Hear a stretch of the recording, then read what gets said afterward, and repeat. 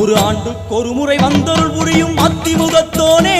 நீ மீண்டும் மீண்டும் எழுந்தருள்வாயே எங்கள் மனையினிலே ஒரு சிறு குறைகள் செய்திருந்தாலும் மன்னித்தருள்வாயே வந்தேன் இருந்தேன் சந்தோஷம் என அருள்மழை பொழிவாயே கணபதி ராஜா வந்தாரா